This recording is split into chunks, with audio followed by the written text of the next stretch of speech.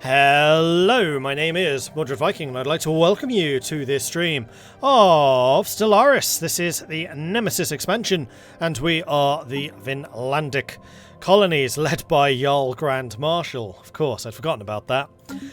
So, what has been happening? Well, we have been snaking outwards, trying to claim some more space, bearing in mind that this galaxy seems to be full of very narrow, very spindly choke points. There aren't a huge number of junctions around, so there's like one here, there's like one here, there's one, oh, there's actually a couple way down here, but all of this is like part of one arm. It's kind of crazy just how much space there is. So it's been very important for us to claim those junctions, then we can kind of backfill everything behind that. The other thing which has been going on is we've started to get a couple more worlds up and running. So Homeguard, Conungard, and then most recently Nidaros as well. Do we have a colony ship in the works? I couldn't remember. No, we don't.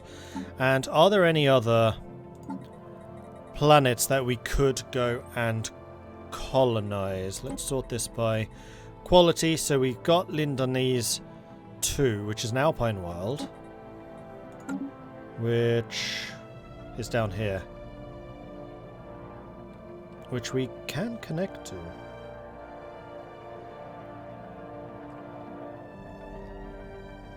Midgard Shipyard is in fact building a colony ship, which will be for that. So Lindanese doesn't need a name, because that is the place in Estonia where the Danish got their Danish flag first.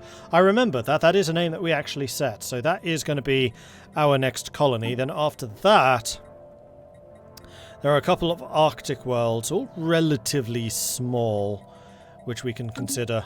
We have got enough influence to continue expanding outwards, though all of our construction ships at present are busy. So I think we can pretty much just go ahead and unpause and continue. Project concluded.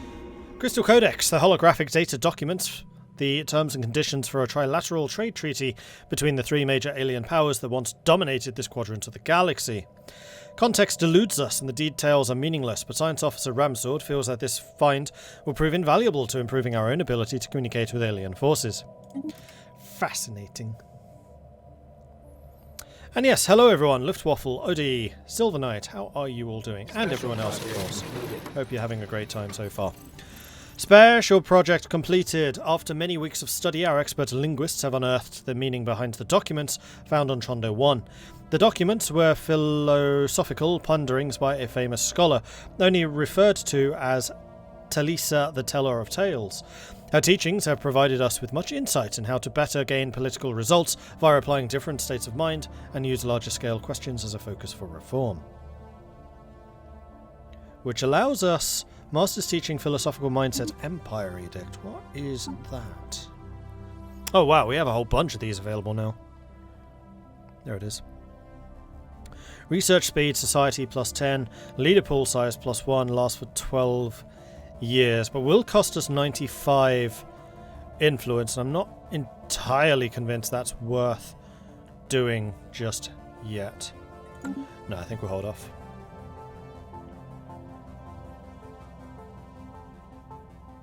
I think have a much greater impact on things in this game than in real life. Relatable. You have been doing quite a lot in this, to be fair, Ramsword. And we can actually upgrade. This is going to cost me 4. Yeah, I think that's an upgrade we can do. Pretty sure that's something that I can stretch the budget to. Okay, so Senate is currently in session for another 60 days.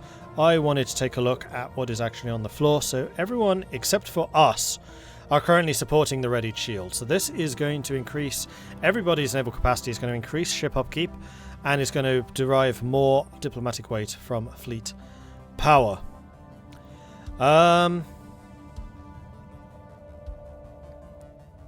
This isn't one that I care massively if it doesn't pass. What I might actually end up doing is just abstaining, because I don't know if there's like a negative relations penalty if you go against people.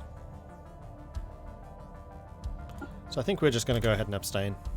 Research concluded. Not something I'm massively in favour of, but also not something that I particularly care about. Alright, research done. Terraforming and terraforming gases. Interesting. More star bases. Even more naval capacity would be good. We have an artifact which increases genetic modifications.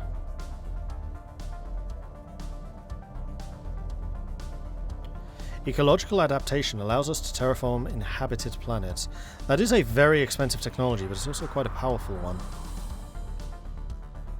Food processing centres would also be very good for our capital world, where the majority of our food is currently grown. Although, we do have a big surplus right now, so that's not mission critical, so it's going to be between these two.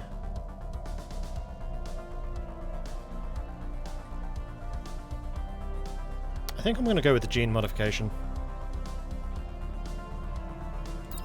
Let's do that. Okay, Home Guard is saying they have a building slot available. Fair enough.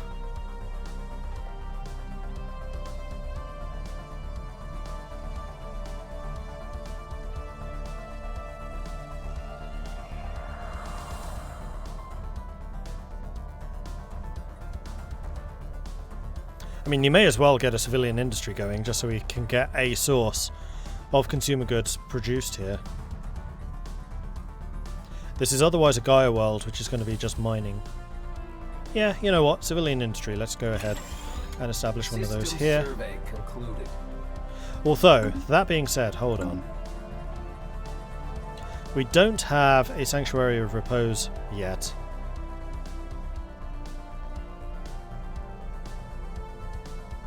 Let's do that. Seeing as we're a fairly religious bunch at the moment. Okay, so we're upgrading the planetary administration on Konungard, which is then going to allow us to get research structures. So that is going to be a really important thing for us to do there.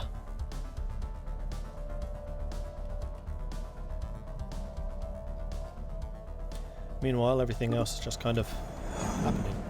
And the Caravaneers are stealing from us again. Construction project concluded. Okay, constructor down here is finished. That was Starbase. Right, we wanted to grab Baxham. And then with that, we are completely locked off against them. So these guys can only get through Borgaby. Baxham's going to be the main bastion against these guys. And then we're sorted. At long last, our scientists have penetrated the outer material of the alien box.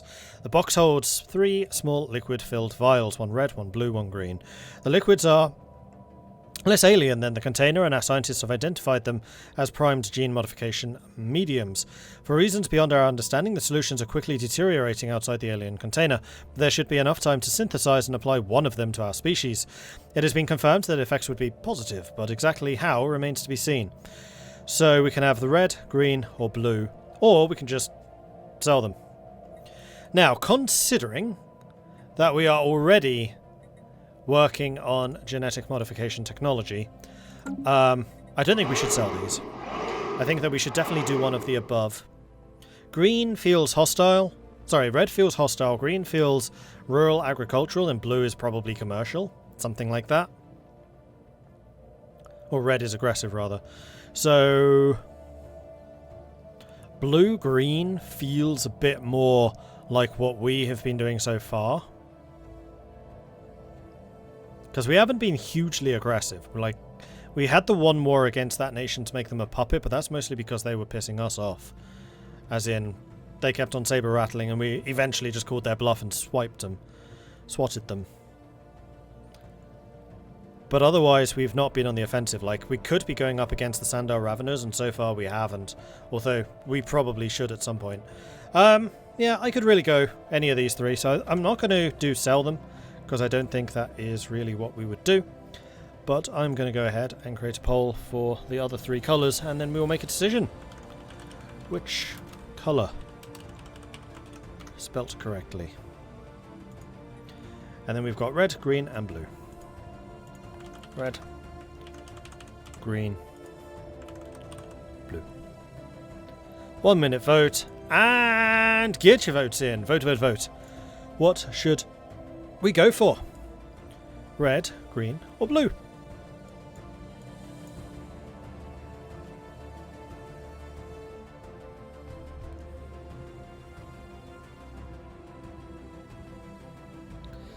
selling something that will immediately decay. Scammer! True. I mean, it's probably selling to somebody else who will then use it. Considering the price. It's pretty high. 1,000 energy. But then again, we produce like 100 energy a month at the moment, so we're fine.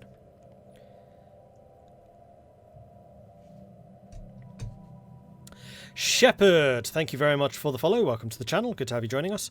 Colinus wants me to drink some tea. Now that tea is going to be incredibly hot, so I'm going to have to make this water, I'm afraid. Lukewarm.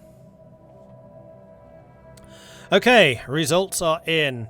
Captain Useless contributed 3,000 channel points. Thank you very much for doing that. But the decision here has been made, and the decision is going to be red. Red won with 45% of the votes. Green got 34, then blue got 21. So red it is. Let's just save. I'm not going to mix and match. I'm just curious. The red gene modification solution is successfully administered to the Norse people. Based on the preliminary observations of the early subjects, the solution appears to make us more social. Oh. Very different than I expected. Social pheromones. What does that do?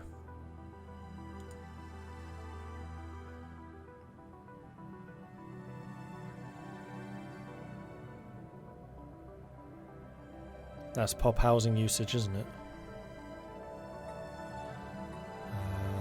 Go to species. There we go. Nope. Social pheromones.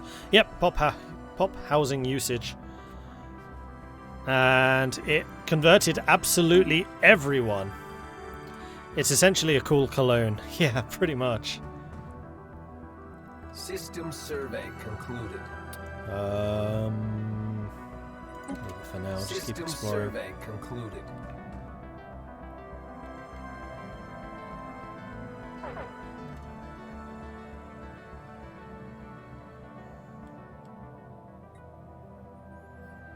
There's another junction system here. Oh! In fact, they do have a back door through us. We have to go and take this. Because Baxham is not the only entry. I think we expected this to be cut off, but it's not. Special project concluded. The drones and their tireless, endless work of extracting ever-diminishing resources from their local planetoids make for a somewhat dull, but nevertheless informative subject of study. In fact, mining networks on Midgard stand to learn a thing or two from maximizing mineral extraction rates while conserving energy. Additionally, we have found that the drones are not completely silent. They emit signal pings.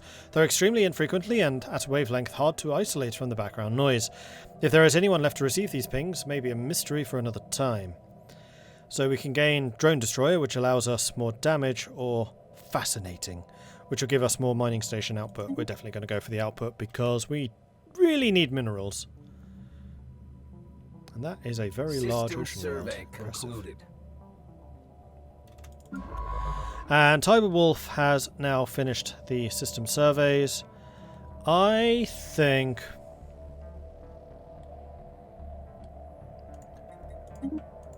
do I care about that? I don't really care. I mean, I do care, but also I really don't. So we're going to go ahead and survey all of these. Finishing with that, that's actually a really big alpine world. Let's do that one first. And then that. And then we're going to come down here.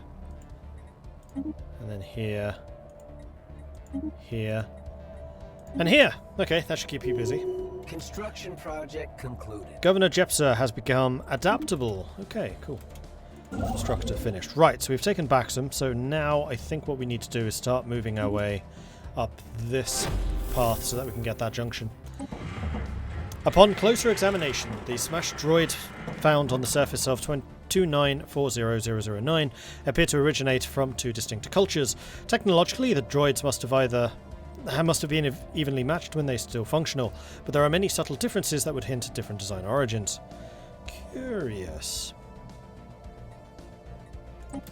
Carry on.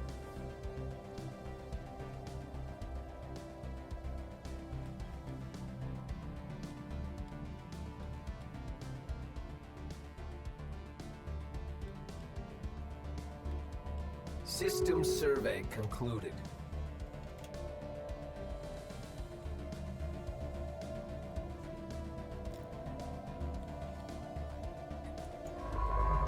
Oh, there are actually 2 science ships here. I didn't realise. Zran is racked by storms of psionic energy. Sorry, Zron. Zron is racked by storms of psionic energy and appears to be only partially in phase with the rest of the universe. Whatever calamity befell the Zroni seems to have originated here.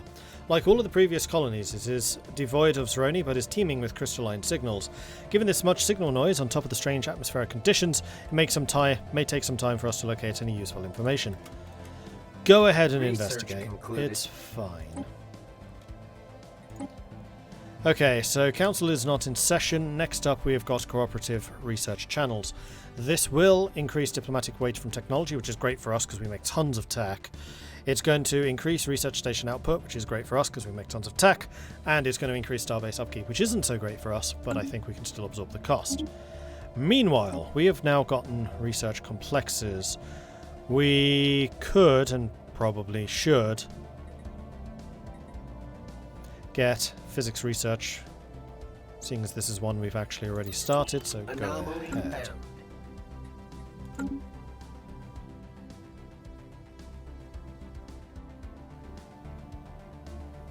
System survey concluded. At first glance, this planet does not seem capable of supporting living beings, but nevertheless we have detected life signs emanating from somewhere beneath the frozen surface. New technology, defense, platform, hull hit points.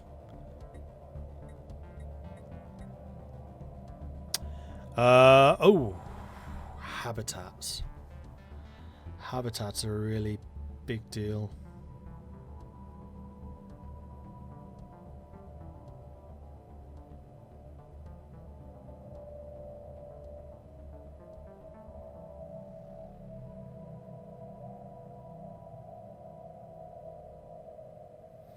Yeah, true, the physics research is really expensive, but also it's going to enhance the amount of research we generate in the future. Takes 3 years. It's fine.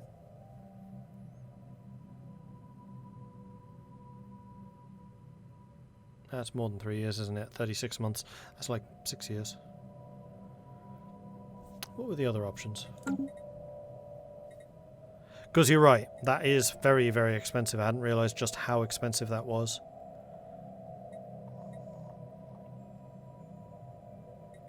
Let's go ahead and get shields.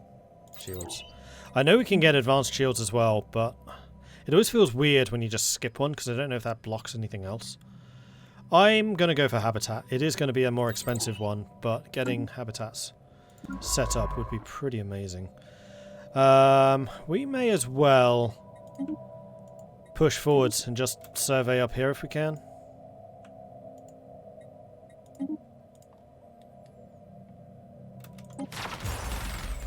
29400009 does not seem to have simply been dumping ground for broken droids. It may have served as the actual battlefield where they were destroyed.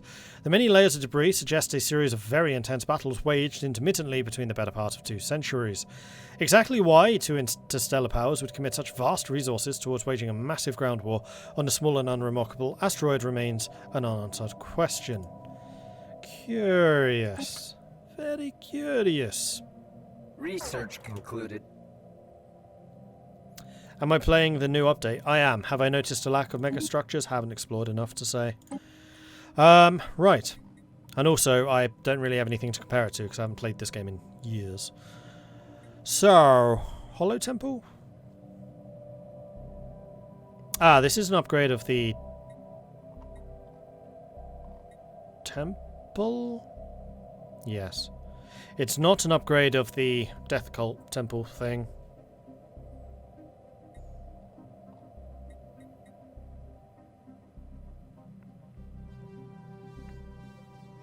Centralized command will make it more difficult for enemies to retake planets that we've already taken. I kinda like that idea. Also, the military academy would let us raise better armies of our own. Let's go ahead and do that. System survey concluded. Horizons expanded. We do now have 2 unspent trait points. So let's go and quickly just throw in a quick save. Resume.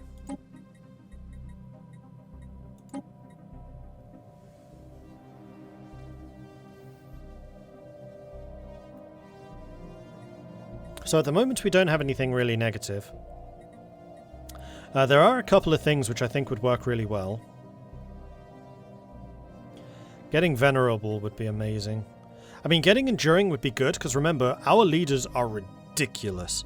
So having that extra leader lifespan would be really, really good for us. Consumer goods, defense army, no. Governing ethics attraction, that doesn't really make sense.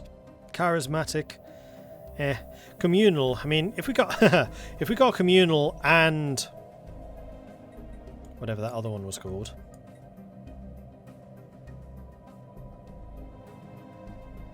social pheromones, we would have a minus 15% population housing usage, which means that our populations could grow basically 15% bigger than they ordinarily should.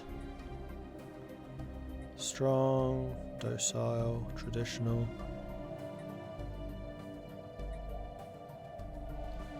Rapid breeders would also allow us to grow population faster.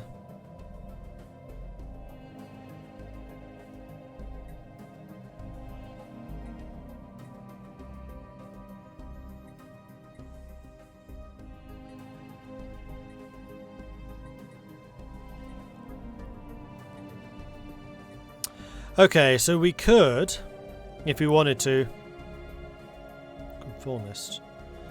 Well, we're not conformist though. Nah, we're adventurous. We're spirits that don't want to be tethered to rigid social hierarchies. So my thinking here is either we go enduring communal, or we save up and try to get points for venerable. Bearing in mind that we are not a million miles away from finishing prosperity, which would then allow us to get engineered evolution.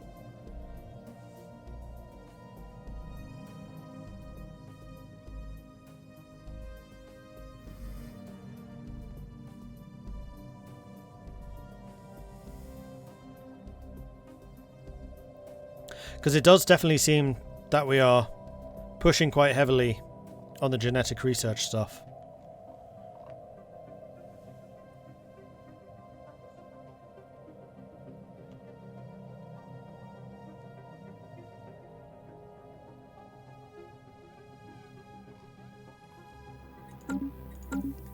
Alright, let's go and put out a vote. So, which do we do? Get enduring plus... Totally forgotten what it was called.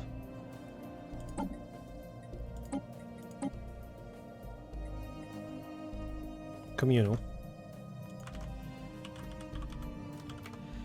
Save for venerable. Get enduring, then save.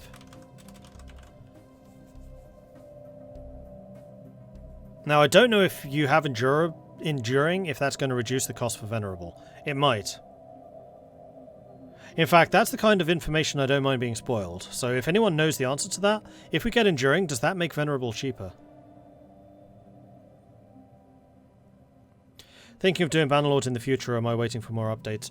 Bannerlord will definitely be making a comeback. At the moment, I'm doing a lot of Conqueror's Blade, which is, I have to say, very similar to Bannerlord. It does not. Does it stack then?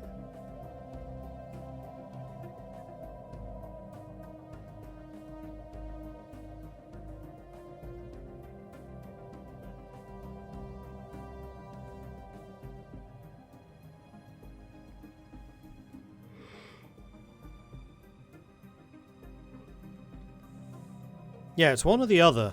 But if I have Enduring, can I then get replace it with Venerable for cheaper?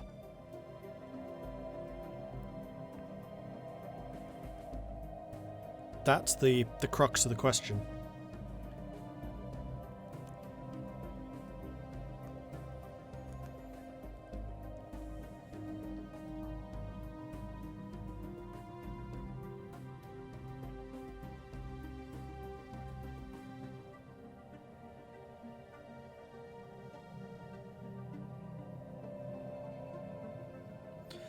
So will our species present themselves like, "Greetings, I am Jarl Magnus Spacebeard Thorson, PhD Genetics and Military Economics." Something like that. Well, I still think that this is potentially a decent path. So we got Enduring and Communal right now. We upgrade straight away. We save for Venerable, and we're not that far away. We just need to get 2 more Unity perks, and then we can get another Ascension perk. Or we get Enduring and then save up for Venerable, maybe, and then have to pay the price of removing or respecking our template. Don't worry, you get your trait points back when removing positive traits. So it's basically the same. Okay, so it is basically the same as making it cheaper, because you just remove it and then add the new one, and you get the point back. So yeah, it's basically the same. Okay. Okay, so we'll do the poll. Get your votes in. Vote, vote, vote. What should we do? I'm going to go and open a window because I am yawning a hell of a lot, and that's usually a bad sign. So back in a second.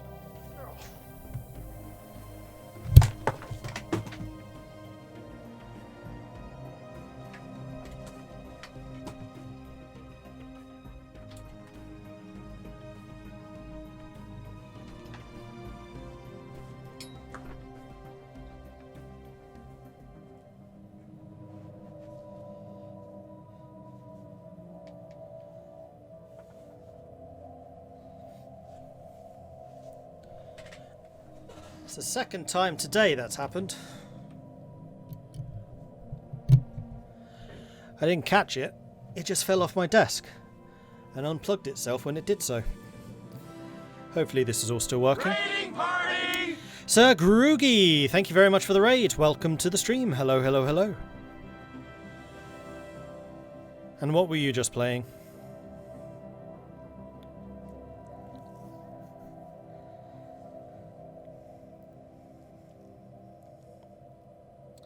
Writing a constitution.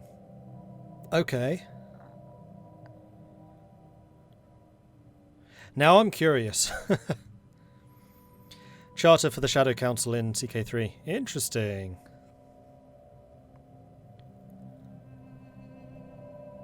One of the good things about going the evolution path is you can hyper-specialize populations on planets, genetically create super energy producers, change one planet to only have one pop. Doing that with Nemesis got slightly nerfed and then people now roam your planets. Yeah, and we're also nomadic, so there is no way that we're keeping people in place. People will move, and they will move a lot. So hyper-specialization's not going to be a thing for us. Also, that always felt like more of a robot thing to do, because you can just make the units that you require. Gonna play as the Zunbils in 867 all the way to Stellaris, hopefully ruled by a council of subs and viewers. Oh, interesting.